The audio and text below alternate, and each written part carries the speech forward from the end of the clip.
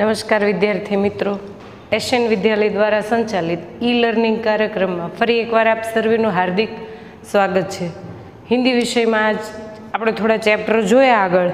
आज एक नवुं काव्य जेनो विषयांक छे उठो धरा के अमर सपूतो।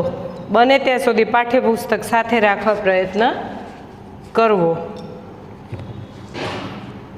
काव्यनुं नाम छे उठो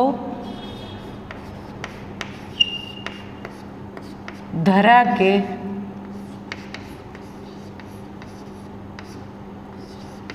अमर सपूतो।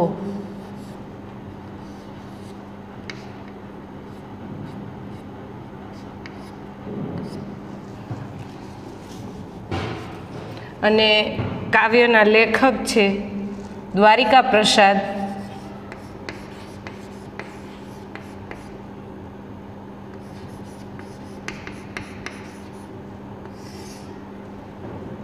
माहेश्वरी।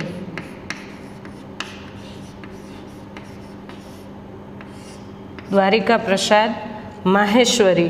अने जो एवं पूछवामां आवे कि काव्यनो अथवा तो कवितानो प्रकार शुं छे, तो आ एक प्रकारनुं संघगीत छे।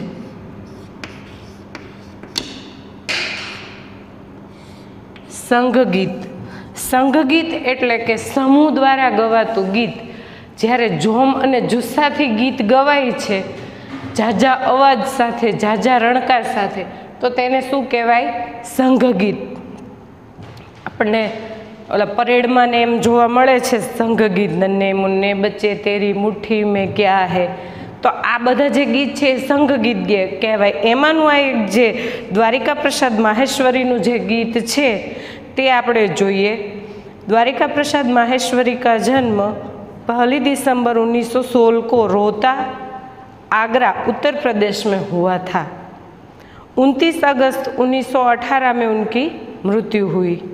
उनके 6 काव्य संग्रह और 2 खंड काव्य, 26 बाल साहित्य, 3 कहानी संग्रह तथा अन्य साहित्य भी प्रकाशित है। इतना ऊंचा उठो, उठो धरा के अमर सपूतो, कौन सिखाता है चिड़िया को, चंदा मामा आ, पुनः नया निर्माण करो, माँ यह वसंत ऋतु, हम सब सुमन एक उपवन के, यह सब जो है उनकी प्रसिद्ध कृतियाँ हैं। प्रस्तुत काव्य में प्रकृति के तत्वों की प्रेरणा लेकर अपने ज्ञान का उपयोग कर देश के सपूतों को नवनिर्माण करने का संदेश दिया है।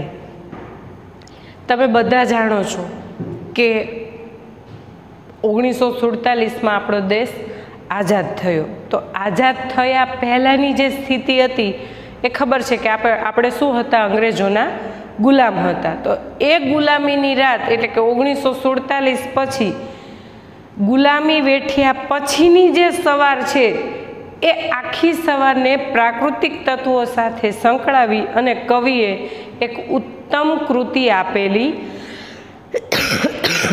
छे, जे आपणे जोईशुं। थोड़ुं थोड़ुं गाशुं अने एनो विस्तार करशुं। ते सिवाय काव्यमां आवता अपरिचित शब्द एटले के समानार्थी शब्द लेता जईशुं।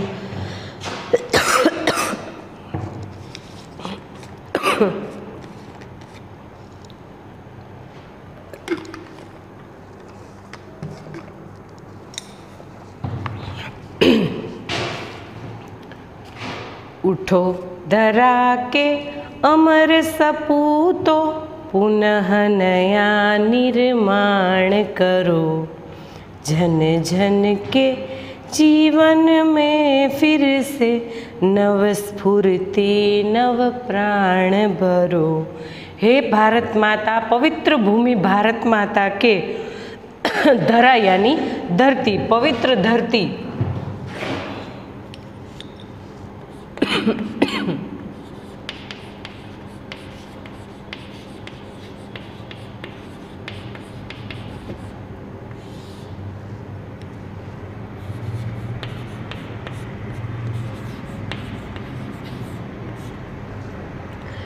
हे भारत माता की पवित्र भूमि, धरती के शूरवीरों, अमर पुत्रों, सपूतों, जो अच्छे काम करते हैं उसे सपूत कहते हैं, जो अपने कुल का नाक डुबोते हैं उसे कपूत कहते थे। यहाँ अच्छे पुत्र की बात हो रही है। हे पुत्र, गुलामी की रात बीत गई है और आज एक आज़ादी का नया सवेरा आया हुआ है। इस सवेरे में यानी कि इस पुनर्निर्माण के कार्य में आप सब लग जाओ और अज्ञान और आलस की अज्ञानताने कारणे ज આપણો દેશ આટલો લાંબો સમય સુધી ગુલામ રહ્યો।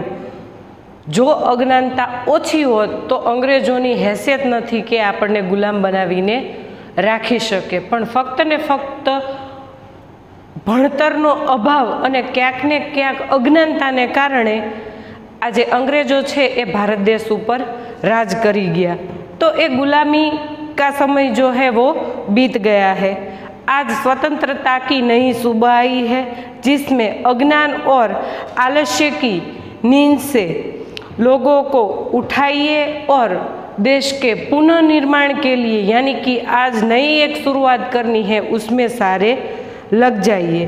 प्रत्येक जन यानी व्यक्ति, प्रत्येक व्यक्ति के जीवन में फिर से नई स्फूर्ति, नई चेतना, नए प्राण का संचार करना है और एक नए युग का निर्माण करना है। नई प्रात है, नई बात है, नई किरण है ज्योति नई, नई उमंगे, नई तरंगे, नई आस है सांस नई, युग युग के मुरझे सुमनों में नई नई मुस्कान भरो, उठो धरा के अमर सपूतों, पुनः नया निर्माण करो। नई प्रांत, नई सुबह, आज स्वतंत्रता की नई सुबह नई चेतना के साथ आई है। नए विचार, क्योंकि जो गुलामी के जो विचार, जो सोच थी वो अब चली गई है। नए विचार के साथ नई किरणें लौट आई है, नई उम्मीदें जगी है। सब लोगों के बीच नई बातों की चर्चा हो रही है कि अब जो नया जीवन है, जो स्वतंत्रता वाला जीवन है, उसमें हम क्या नया करेंगे। तो नए विचारों की और नए किरणों की लहरें चली है, नई किरण, नई ज्योत जगी है, क्योंकि हमें अब जो विकास की राह हमने ठानी है उस राह पर हमें चलना है। नई उमंगे, उमंग यानी हौसला, अब नया हौसला जगा है कि इस स्वतंत्रता को हम ऐसे ही जाने नहीं देंगे। उमंग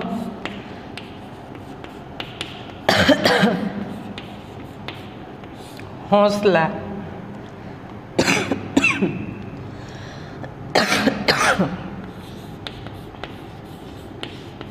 सपूत यानी पुत्र,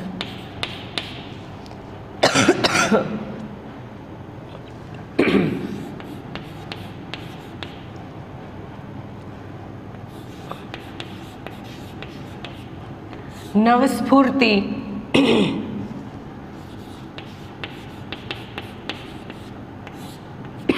उत्साह। तो जो ये नई सुबह आई है वो एक नई आस लेकर आई है, नई बात लेकर आई है। चारों ओर नई नई चर्चाएं चल रही है, हम ये करेंगे, हम वो करेंगे, क्योंकि अब हमारा देश गुलाम नहीं रहा है। सब लोगों के दिलों में एक नई उमंग, नई चेतना जगी है। नई तरंगे यानी कि पॉजिटिविटी की तरंगे चारों ओर फैल रही है। इस नई आस, एक नवी आशा साथे एक नवा श्वासનું નિર્માણ કરવા જઈ રહ્યા છે। યુગો યુગોથી જે મુરઝાઈ ગયેલા, એટલે કે ગુલામી જે સહન કરીને આવેલા છે એવા લોકો, ऐसे लोग जो युगों युगों से गुलाम थे, ऐसे मुरझे यानी कुमलाए हुए सुमन यानी फूल। ऐसे मुरझाए हुए फूलों में भी नई नई मुस्कान भरने का समय आ गया है।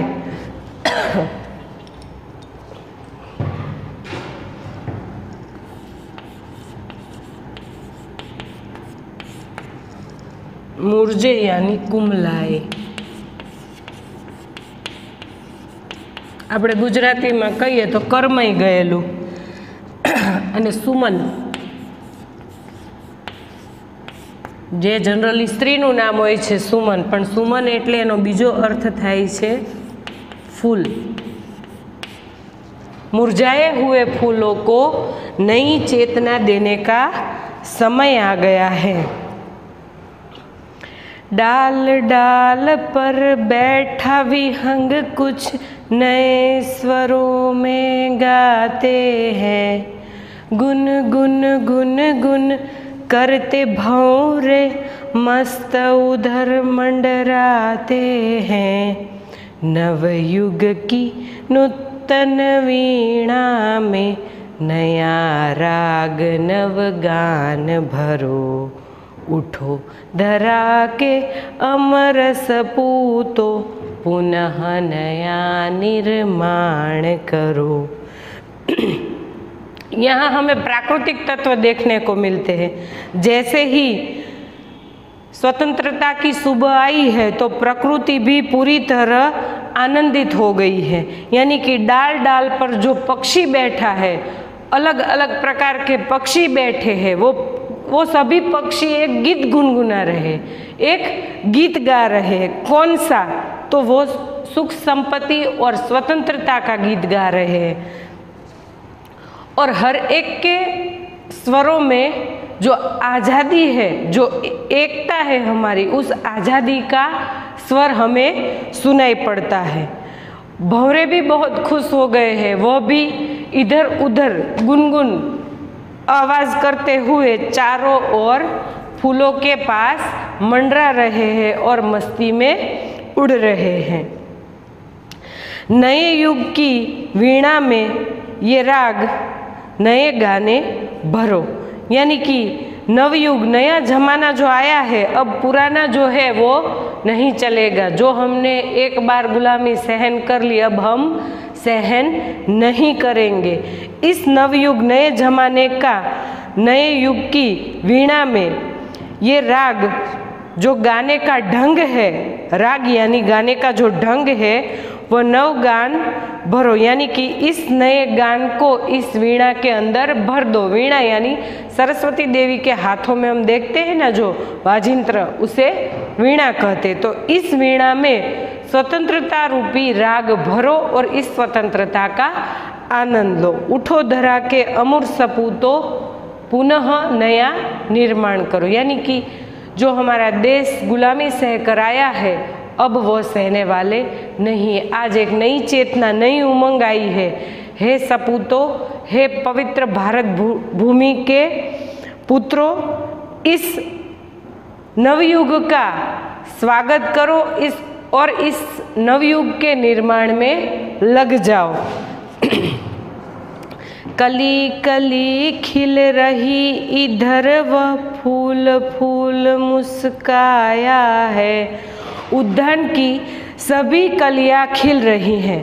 प्रत्येक जो फूल है वो मुस्कुरा रहे हैं, क्योंकि जो हमारा दुख दर्द वाला दिन था वो अब बीत चुका है।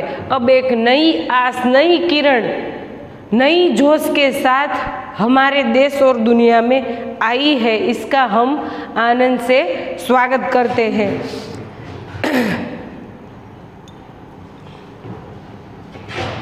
नवयुग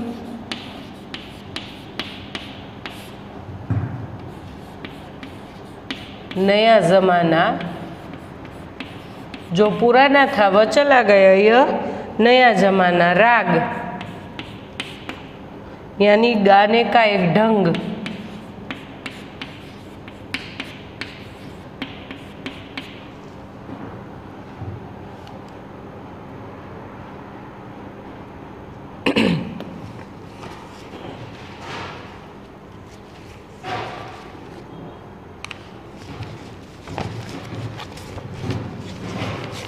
एक और है विहंग। विहग यानी पक्षी। आगे हमने देखा, कली कली खिल रही इधर वह फूल फूल मंडराए हैं। धरती माँ की आज हो रही नई सुनहरी काया है। नूतन मंगलमय ध्वनियों से गुंजित जग उद्धान करो। उठो धरा के अमर सपूतो पुनः नया निर्माण करो। स्वतंत्रता का सूर्य प्रकाश जो है वो चारों ओर फैलने लगा है।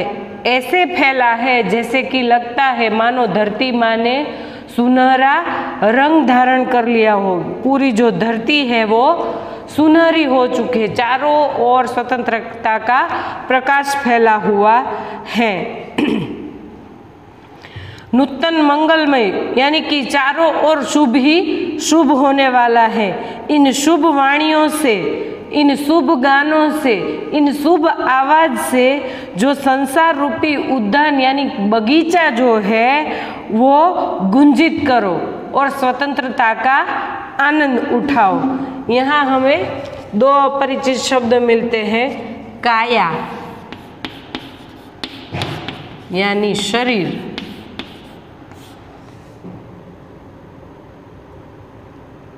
मंगलमय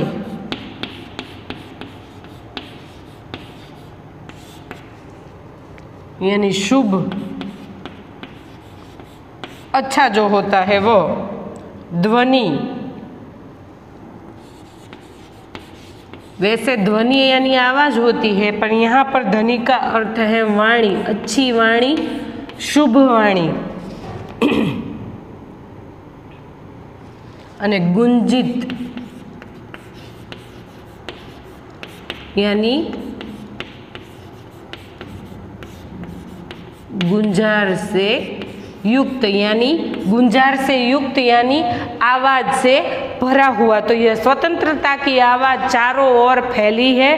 मानो ऐसा लगता है जैसे धरती माँ पूरी सुनहरी रंग की यानी कि गोल्डन रंग की हो गई हो, ऐसा लगता है। और इस स्वतंत्रता की आवाज को हमें चारों ओर शुभ शुभ करके यानी कि शुभ दिन, शुभ नई शुरुआत, शुभ वाणी, शुभ गीत, इन सभी शुभ तत्वों के साथ हमें संसार रूपी बगीचा जो है हमारा, उसे हमें गुंजित करना है, यानी स्वतंत्रता के नारे लगाने हैं। सरस्वती का पावन मंदिर, शुभ संपत्ति तुम्हारी है। तुम में से हर बालक इसका रक्षक और पुजारी है। शत शत दीपक जला ज्ञान के नवयुग का आह्वान करो। उठो धरा के अमर सपूतो पुनः नया निर्माण करो।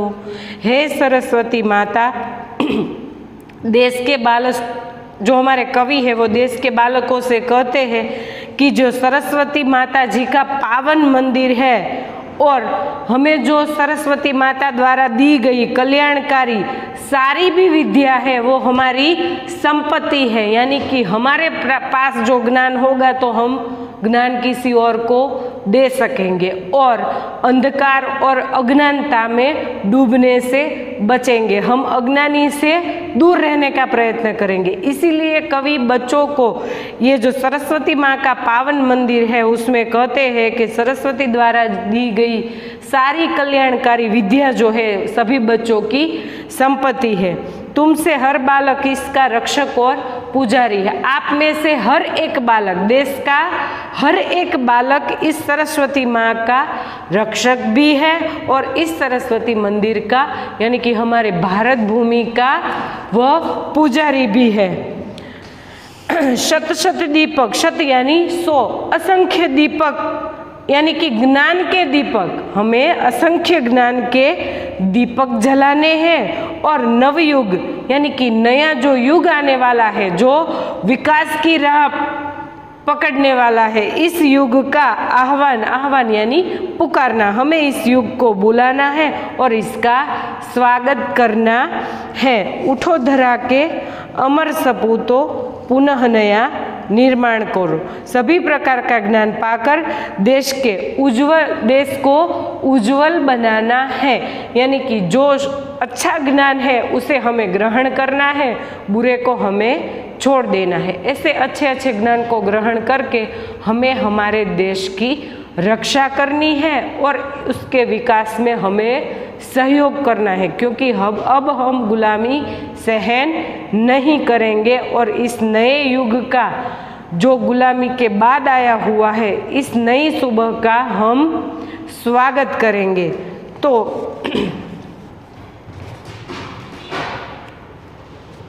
पावन यानी पवित्र,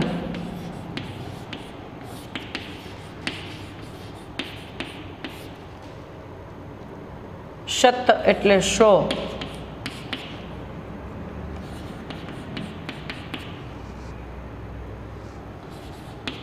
અને આહવાન यानी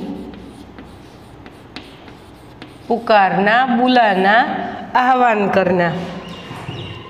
तो काव्य को हम यहाँ समाप्त करते हैं। काव्य में आए अपरिचित शब्द हमने सभी देख लिए हैं, स्क्रीनशॉट लेकर इसे लिखना है।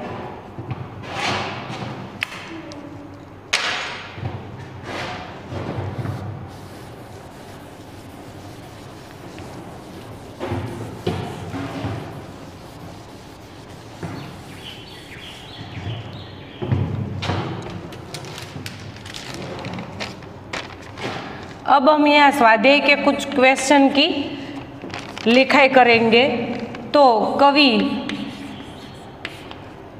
का नाम क्या था? माहेश्वरी जी। कवि माहेश्वरी जी घर के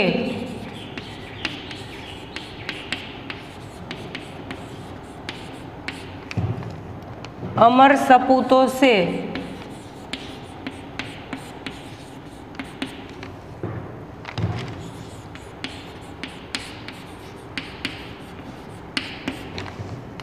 क्या चाहते हैं? कवि माहेश्वरी जी हमारे अमर सपूतों से क्या चाहते हैं? तो उत्तर है सदियों की गुलामी के बाद हमारे देश को स्वतंत्रता मिली है।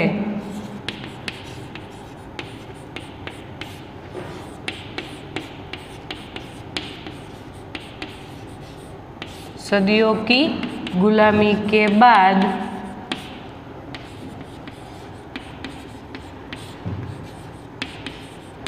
हमारे देश को स्वतंत्रता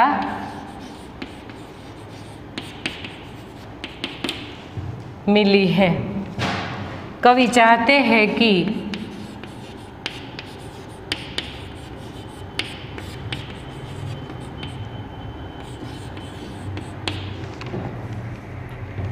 देश के युवक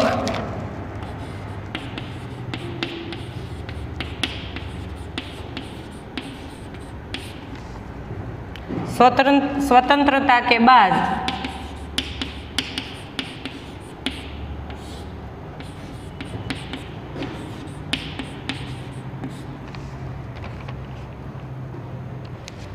देश का नवनिर्माण करे।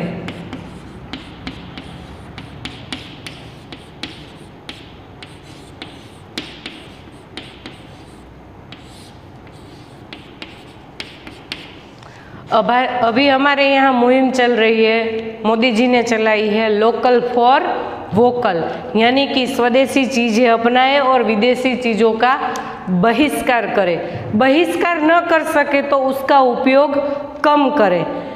इस कोरोना की महामारी की वजह से हमारे देश में जो गरीब लोग जो हर रोज़ कमाते हैं, हर रोज़ खाते हैं, ऐसे लोगों को जो व्यापार का नुकसान हुआ है, तो ऐसे लोगों को सपोर्ट करने के लिए हमें क्या करना चाहिए? लोकल फॉर वोकल, यानी कि हम अपनी स्वदेशी चीज़ें अपनाएंगे, हो सके उतनी विदेशी चीज़ों का कम से कम उपयोग करेंगे।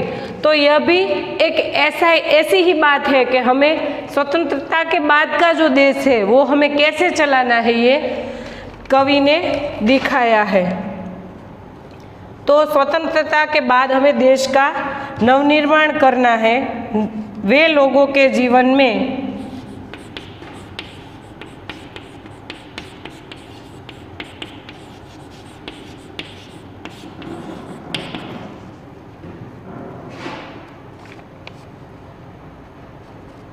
नए प्राणों को संचार करें।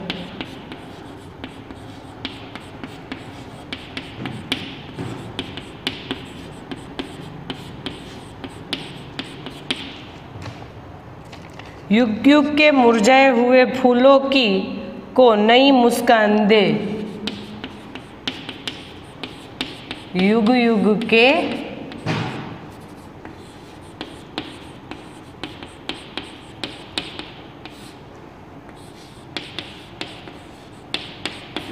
मुरझाए फूलों को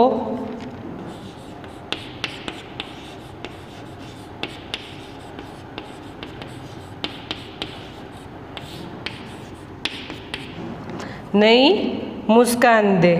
अपनी मंगलमय वाणी से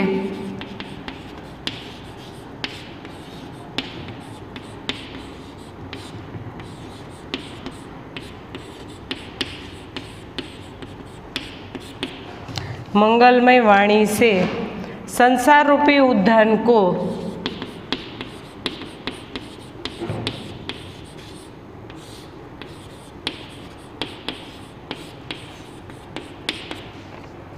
उद्यान यानी बगीचा, बगीचे को गुंजित करे, यानी कि आवाज करता हुआ करे, गुलामी के सामने अपनी आवाज उठाए। वे तरह तरह का ज्ञान प्राप्त कर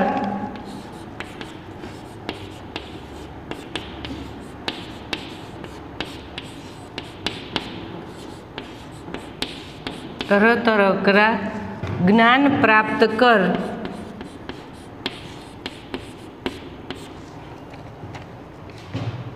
देश का भविष्य उज्जवल करे।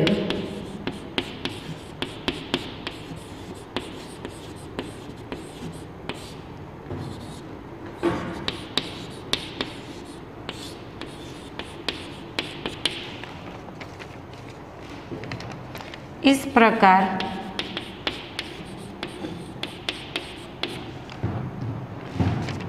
कवि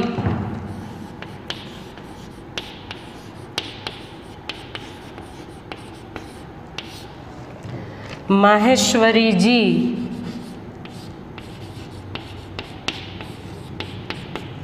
धरा के सपूतों से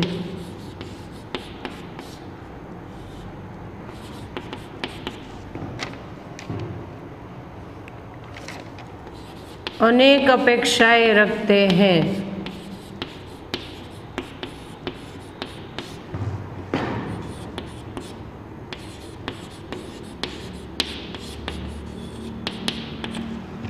अनेक अपेक्षाएं रखते हैं।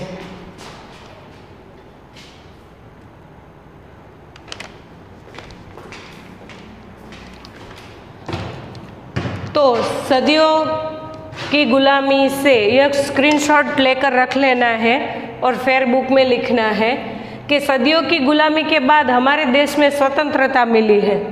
कवि चाहते हैं कि देश के युवक स्वतंत्रता के बाद देश का नवनिर्माण करें, वे लोगों के जीवन में नए प्राणों को संचार करें, युग युग के मुरझे हुए फूलों को नई मुस्कान दे, अपनी मंगलमय वाणी से संसार रूपी उद्यान को गुंजित करे, वे तरह तरह का ज्ञान प्राप्त करें और देश का भविष्य उज्जवल करे। यानी कि जो पढ़ा लिखा व्यक्ति है वो अपने देश को काम आ सकता है, अपना ज्ञान वो देश को दे सकता है। तो इस प्रकार माहेश्वरी जी धरा के अमर सपूतों से यानी कि देशवासियों से अनेक अपेक्षाएं रखते हैं। क्वेश्चन नंबर 2, स्क्रीनशॉट लेकर ये रख लेना है।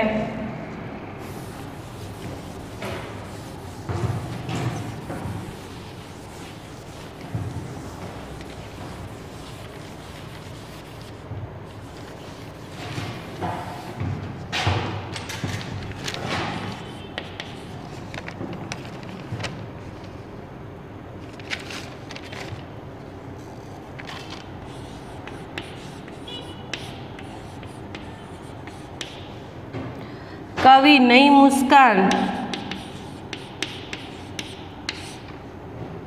कहाँ देखना चाहते हैं?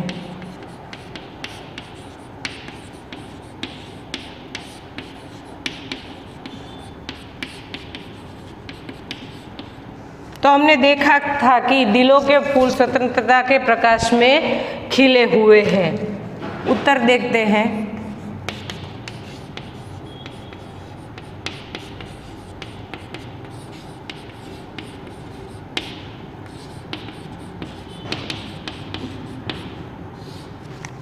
स्वतंत्रता के प्रकाश में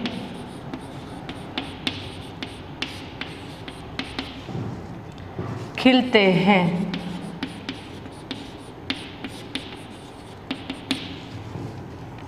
हमारा देश सदियों तक गुलामी के अंधेरे में रहा।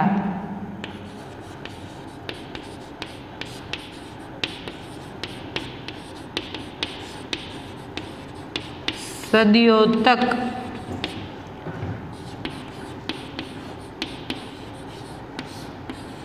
गुलामी के अंधेरे में रहा।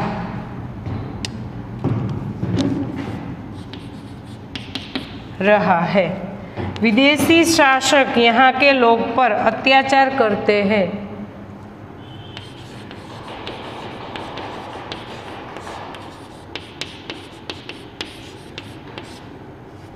विदेशी शासक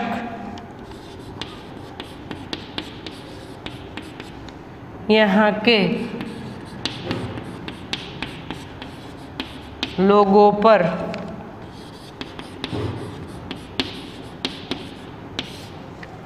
अत्याचार करते हैं। यानी कि हमें कई सारा कर देना होता है, जो हम खेती करते हैं उसमें से पैसा ले जाते हैं, अनाज ले जाते हैं, और बदले में हमें पूरा शोषण के अलावा कुछ नहीं मिलता था अंग्रेजों के ज़माने में। तो अत्याचार करते हैं, अन्याय और तरह तरह का शोषण सहते सहते, अन्याय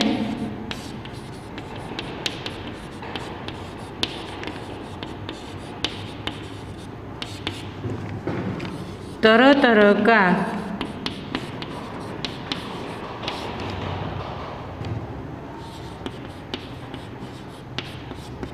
शोषण सहते सहते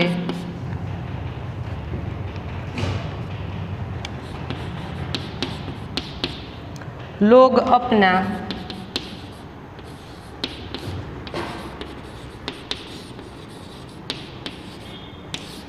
स्वाभिमान खो बैठे हैं।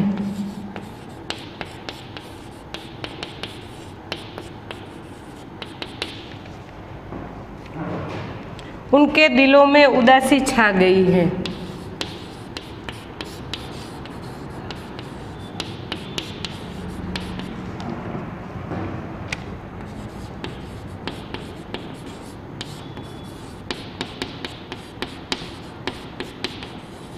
उनके दिलों में उदासी छा गई है। कवि की इच्छा है कि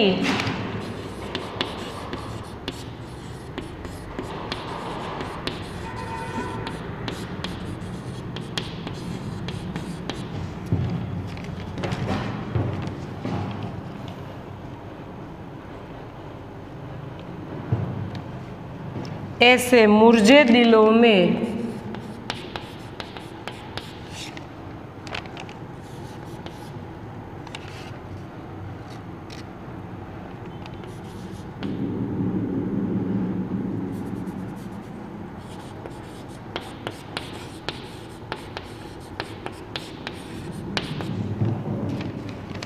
फिर से नए जीवन का संचार हो।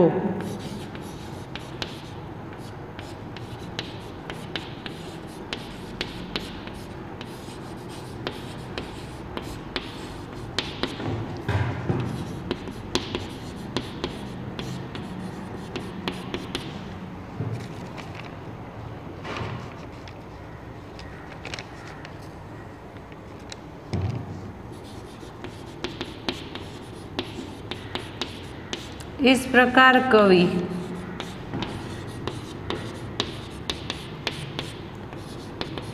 मुरझे सुमनों में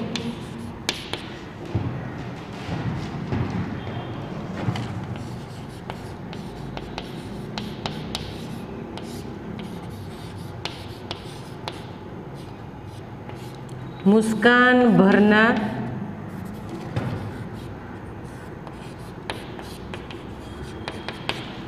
इस प्रकार कवि मुरझे हुए सुमनों में मुस्कान भरना चाहते हैं। तो यह हुआ दूसरा क्वेश्चन कि कवि नई मुस्कान कहाँ देखना चाहते हैं। तो जो गुलामी के दौर से गुजरे हैं और गुलामी के अंधेरे में रहे हैं, जहाँ विदेशी शासक था और लोगों पर अत्याचार हुआ करते थे और अन्याय और तरह तरह के शोषण सहते सहते लोग जड़ जैसे हो गए हैं, यानी कि उन्हें अच्छा बुरा कुछ समझ आ नहीं रहा है। तो उन जैसे ऐसे लोगों के दिलों में उदासी छा गई है जो अभी स्वतंत्रता का स्वीकार नहीं कर रहे हैं। कवि ऐसे मुर्दे दिलों में यानी कि मरे हुए दिलों में नए जीवन का संचार करते हैं, यानी कि नए प्राण डालना चाहते हैं।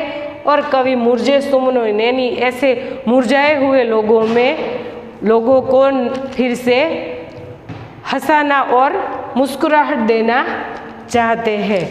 तो यह दो इम्पोर्टेंट क्वेश्चन लिखाए हैं। इसके अलावा HW में क्वेश्चन देती हूँ जो आपको घर से लिखना है। होमवर्क तो आता ही है, पर यह अपने आप किसी की मदद लिए बिना लिखना है। जैसा आपको अच्छा लगे वैसा। इस कविता का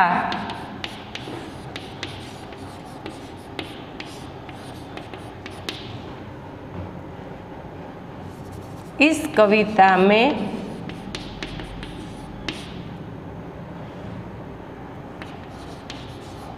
कौन सी बातें हैं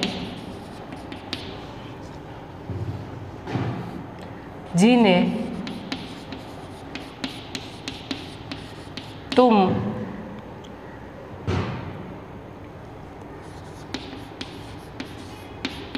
अपने जीवन में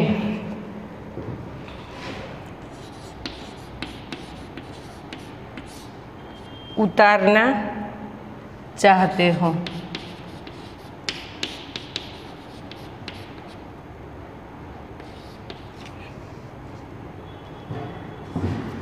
और एक क्वेश्चन यह है कि देश के नवनिर्माण में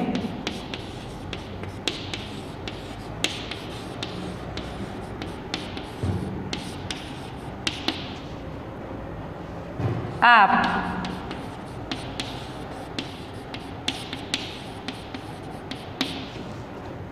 क्या क्या करना चाहोगे।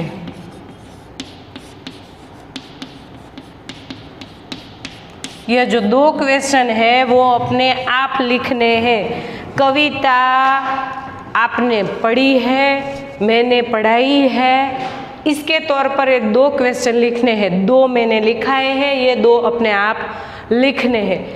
अगर ये पूछा जाए कि नवनिर्माण में आप क्या क्या करना चाहोगे, तो मैं देश की सेवा करना चाहूँगा, अपने देश को मैं वफादार रहूँगा, ज़रूरत पड़ने पर मैं देश के लिए लड़ूंगा, मैं विदेशी चीज़ों का उपयोग कम से कम करूँगा। तो यह सारी चीज़ इसमें आएंगी। मेरे ज्ञान का और को ज्ञान देकर मैं देश के लिए उपयोगी बनूंगा। और कविता में कौन सी ऐसी बातें हैं जिन्हें तुम अपने जीवन में उतारना चाहते हो।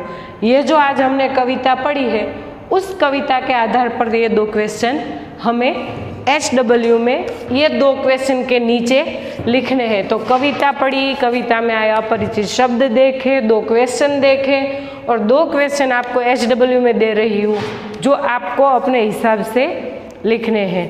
नए टॉपिक के साथ मिलेंगे, तब तक के लिए रजा दीजिए। जय भारत।